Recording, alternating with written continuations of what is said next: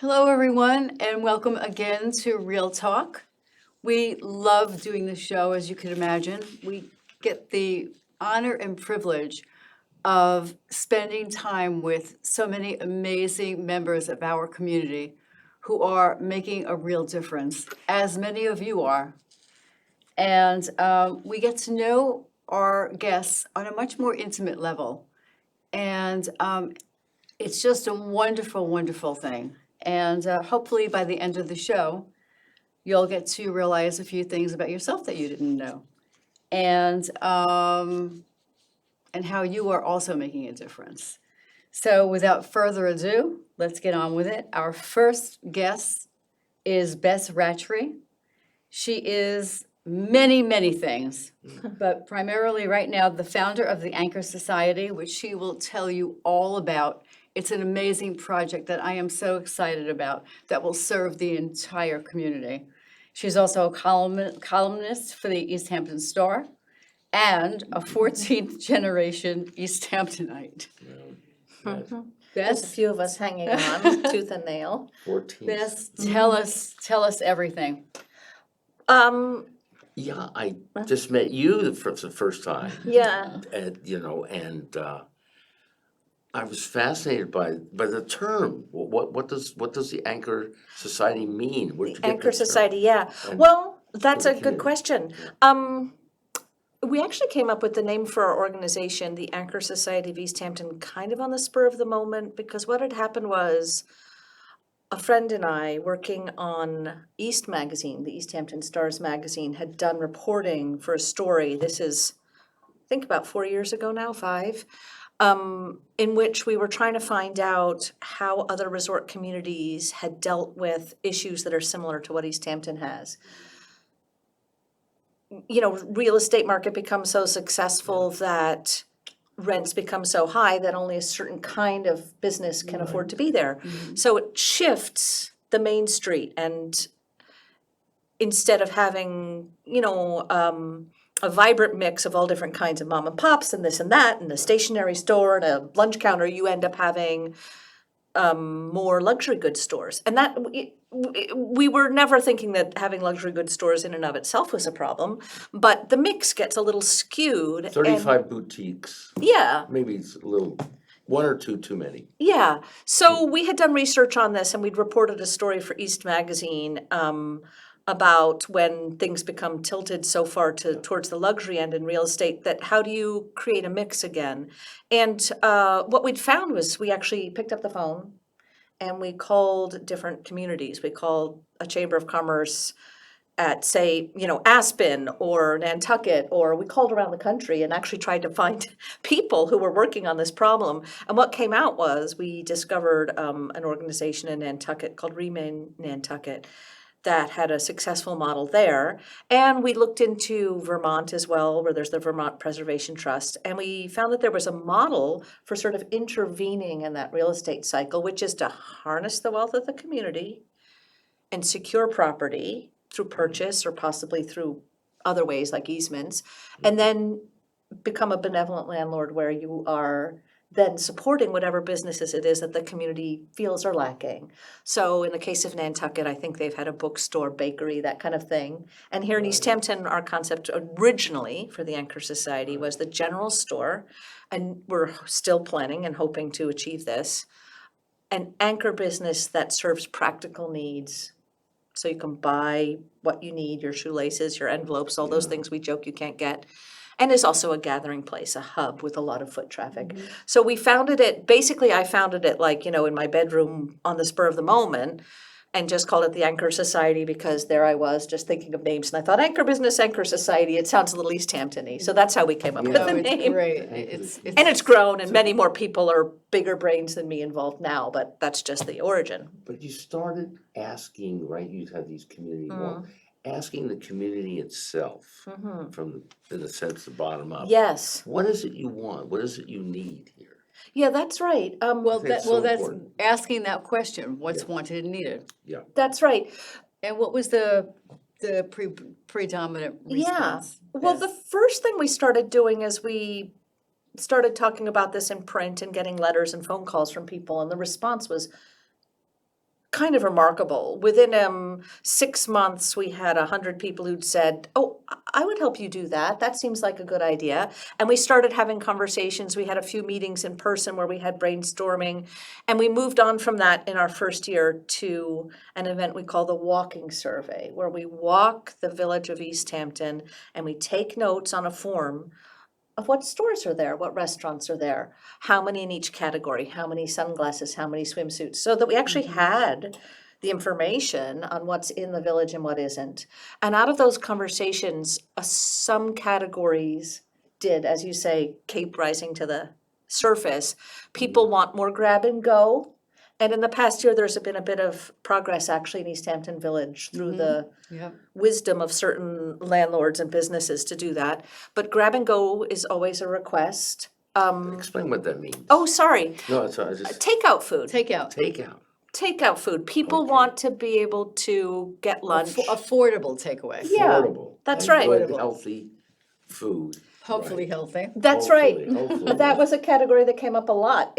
Sag Harbor has Provisions, Montauk has Right, Naturally exactly. Good. Yep. East Hampton has never had that. East Hampton did have a wonderful health food and supplement store that since has left recently, but it was never a food source. So yes, in fact, a Naturally Good or Provisions model of grab So and when go. Well, Babettes we was had that. around. We had Babettes. Well, of course, but we lost you. We lost. We had Babettes, yeah. Babettes as well. But it's Yeah. something I miss, Bess, Yeah. tremendously. Because I Yeah. know I'm always oftentimes looking for takeaway, but I want healthy, I want organic, I want Exactly. You know, Exactly. a place to go buy vitamins, for goodness sakes. That's right. And that is one category that's very popular. Things for kids are For very kids. Yeah, well, Interesting. there's a lot of Like- families who bypass the village, and this is the famous thing. Obviously, people are buying necessities online. That's the reality. Yeah. But people are also bypassing the village to go to Riverhead, clearly, to do their shopping. Families do that a lot. But it's not that there aren't local communities where you do stop and shop. We compared ourselves a lot to Sag Harbor. There's a very different mix in Sag Harbor, and as we And looked very into it, different vibes and vibrancy there. that's right. Part of it has to do with the fact that their food services are right on Main Street. It's not that the Village of East Hampton, and we tabulated this information too, it's not that the Village of East Hampton per se actually has fewer restaurants and food service businesses, but they're not right there, right in the central core as Babette's was. So Sag Harbor has more food, and Sag Harbor also has more owner-operator buildings. More of the businesses have held on to their True. lease, and Yeah. so they're able to remain in business. I might be wrong, but I think the Wharf Shop is an example of that, where they're not lost to the community because they own the building.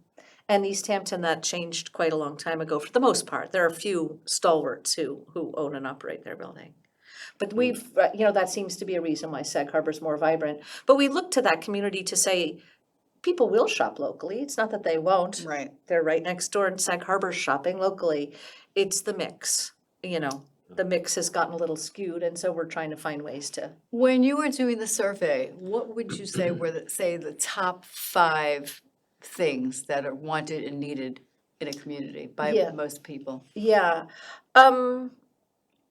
Or a top 3? Yeah. Well, really, the categories are, as I started to say, and then I went off on a tangent, things for families and kids. There's not really there are some beautiful shops that sell baby clothes and that kind of thing, but there's not really places to shop for teenagers and older kids. So things for families, the grab-and-go takeout food. And another category really was browsable gifts. Whether it's housewares, whether it's holiday stuff. Exactly. Good quality stuff, but still, again, affordable. Exactly, affordable. Exactly. I know even for myself, when I have to buy a gift for someone, I'm lost as to where to go. That's right. And there are, again, a few wonderful businesses doing that. There's the wonderful Monogram Shop, there's East Hampton Gardens is another example. But there aren't that many places right on Newtown and Main Street in East Hampton where you're just spending the day with your coffee, buying gifts or holiday shopping. Let me ask you now, with the recent closing of Kmart Mm-hmm. in the mall. What do you Oh. think this might be a Wow. great time. It's gonna, right? A lot of the stuff you're talking about, the Yeah, people who are going there. well, there's a lot, I don't know what's going in there. I've heard some rumors. I don't know if you have. I heard a rumor I that Target haven't. might come. I don't know. It's hard to say.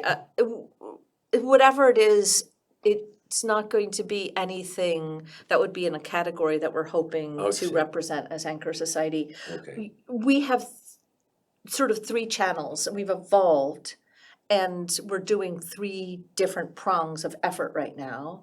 And one of them is that founding idea of the general store. And that's very much about atmosphere. We've been trying to locate the right building for that. Yeah. And we might have found it. We're just now investigating a possible property for that.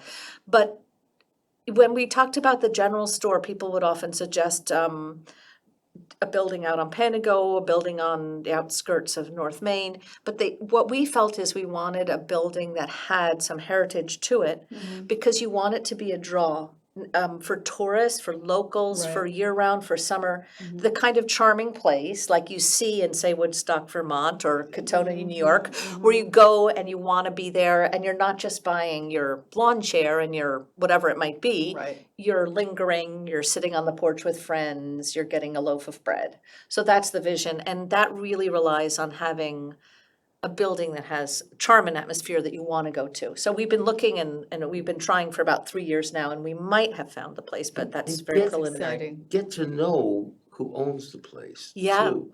The owners, it's so important. I also live in the Upper West Side, and the mom and pop stores, I know numerous people. That's what you want to create out here, too. That's so true, and that's actually what you were alluding to a little bit. The number one thing actually that people say they want, the number one thing, in fact, is they want to walk into the store and say hello and have a Yeah. conversation with the operator and the other customers. Community building. Yes. Which is, talk about what's wanted and needed right now.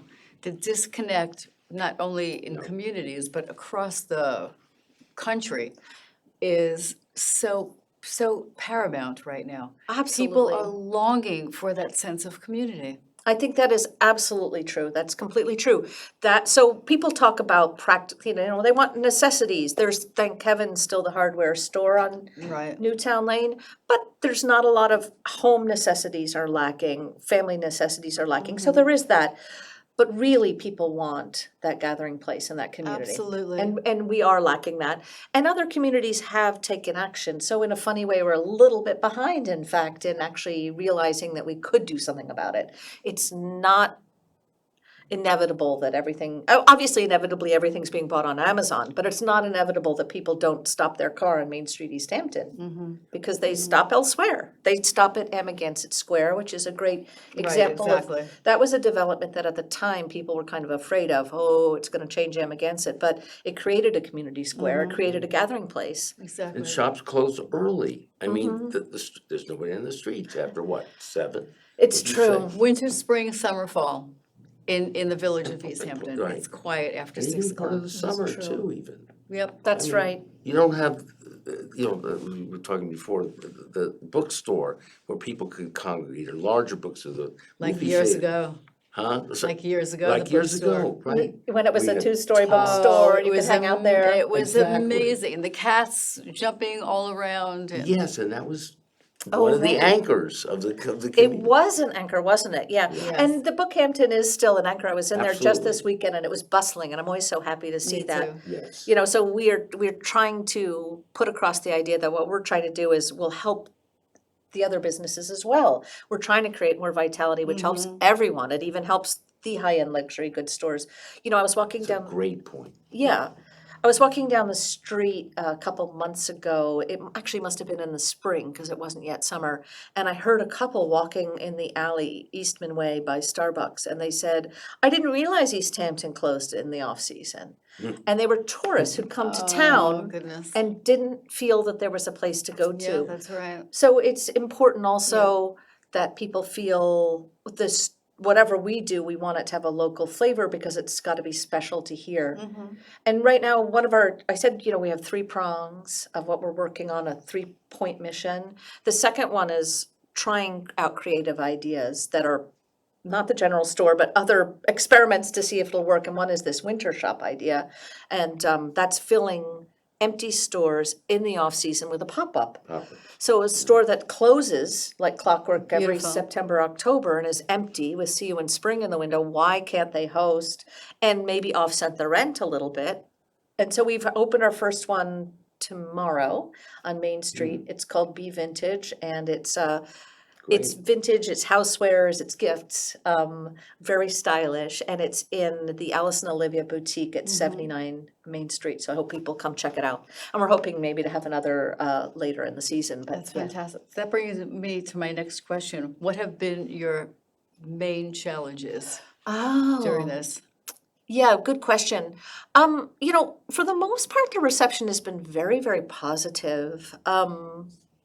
We haven't really had people who said, that's a terrible idea. We've had a few people who said, gee, I don't know if you can achieve what you're trying to do. To which we've said, and now we have a great board, we've got a lot of people involved. We say, well, we're trying.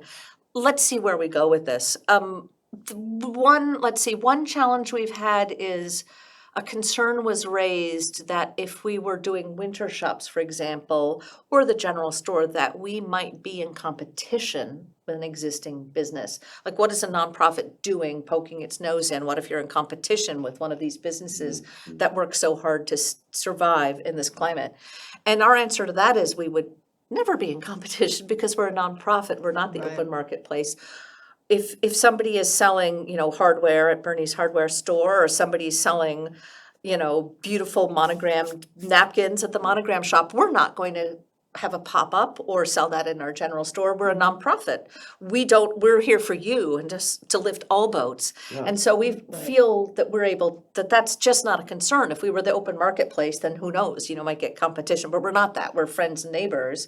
So that's a concern. The other challenge really has been finding the right venue for the general store. Early on, the very first year, we thought we might have found something, and then that got all didn't turn out to be a match. And so then we had sort of a year and a half of uncertainty, and now we're back on track with hoping we've located a spot. But that's a challenge. Don't wanna tell us that. No. Yeah, no. No. That would be amazing. Very far from a done deal. Very, very far from a done deal. We So don't want to jinx it. yeah. How has the response been, sorry, Jim, No, go ahead. with the landlords in terms of Yeah, putting up that's my a question. temporary pop-up Right. during the winter months before the regular, I'm glad you asked that because that has actually been our other challenge so far. With the Winter Shops program, we had applications from, I think it was 23 wonderful local businesses who all said, I would be interested in that. Everything from bakery to natural grab and go, as we were talking about, takeout food, to all kinds of things, a lot of artisans. And we've found possible spaces, one or two, and we're successfully launching with the first one tomorrow. But that's been quite complicated. So that's actually been a challenge, a matchmaking challenge. It's not that people aren't willing. We've had other landlords who were willing, but we found it's quite hard to match like with like. Does the refrigerator fit through the door? We almost launched this last winter and then there were practical concerns. So in fact, it's not an unwillingness on the part of landlords. It's just a real jigsaw puzzle. And we're really thrilled that we've been able to get it started, starting tomorrow, November 1st. So it is happening. And That's fantastic. Yeah, and we're hoping that if we open this one and maybe a second later on, that people will see, hey, That it works. this works, and that we're here as a nonprofit to be the facilitator and to make sure that temporary tenant is being the best possible temporary tenant, so that we can put a landlord's fears at rest. They're not going to be damaging anything, and if they did, well, we're here as a nonprofit to be a backstop for whatever it might be. We facilitated leases through the help of some wonderful pro bono donation of time from a lawyer. We facilitated insurance from, again, advice from a wonderful pro bono insurance expert. So we're the facilitator, but we're also there to make sure that all goes right. We don't have to put in a pop-up and they run away or refuse to leave. all those Right, concerns, right. we're here to facilitate. So we're hoping that that makes landlords realize this is a safe bet. It's feel good. We're matching somebody who's a good match. We've been trying to maybe find nonprofits who want to work in a space with landlords, which would be a win-win, really. So we're hoping that grows, that it snowballs. As you say, grow organically. And that's what it can do. It can get people, as Jane Jacobs did, she saved Greenwich Village Yeah. many decades ago. It's a win-win. And how are the politicians, the local political leadership? Well, they've been very supportive. They've been very supportive. They've been great. Yeah, Village Hall early on were ones who said, be careful you don't create a competition. And they raised that question, which was very helpful actually, because then we were able to discuss it head on. But they've been very supportive. We haven't at this point run into any issues in terms of legalities and that sort of thing. We're not putting up signage that might, we're using only temporary window Yeah. decals and that kind of thing. We're very aware of a lot of the, governance in terms And of the code. the money is there, or the money can be gotten Yeah, well, for this. what we've done is we've set very low price points for the rent. What it is, we've capped it at a percentage of what the year-round rent would be. So if there's a master tenant, a boutique or whatever, that shuts down in the winter, the temporary tenant, the winter shop, would only be paying a certain percentage of that year-round rent. So it comes out to between $1,500 and $3,000 a month over the winter. And we're kind of dedicated to the idea that Anchor Society might also be a financial backstop, that if we found the perfect tenant, for example, a nonprofit, and they couldn't cover that full rent, we might be the backstop or make up the gap between. But it's a very low rate. It's access to a That's spot fantastic, yeah. that these people would never be there, if this weren't And when happening. you say pop-up, it's not just gonna be there for a weekend, right? Or No. we're talking, For a season. for the season, for the winter, or Yeah. so there is a certain continuity, and you're gonna look for your pop-up store, but it's not there anymore. But That's a good point, and in Yeah. fact, early on, we were warned about not using the word pop-up. okay, And my well, friend Kathleen Because it's so Cunningham temporary, yeah. at the Village Preservation Society said, maybe you don't want to use that. She's on our board and she's extremely important in our organization.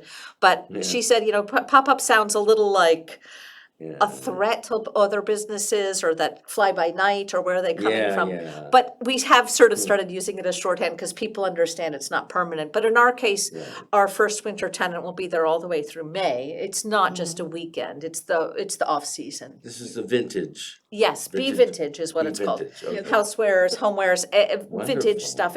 She says she doesn't like to call it antiques because that sounds stuffy. But she's very, very stylish. It's a mother-daughter team, and they're both designers. One is a wallpaper textile designer, the other one did product design. So it's gonna be very stylish. The pop-ups often come across as very self-serving. Right. And this is far from what you're looking to do. That's right, that's You right. know? It is a term that maybe gives Yeah. a bit of a You red get some flag. stuff off the truck and Yeah. bring it, and then we got, And disappear. 79 Main Street, is that? 79 Main Street. Is where Be Vintage is. That's right. It's Okay. the Alice and Olivia Boutique. It's kind of more down by the White's Pharmacy end. And we'll be Okay. having a party there on November 30th.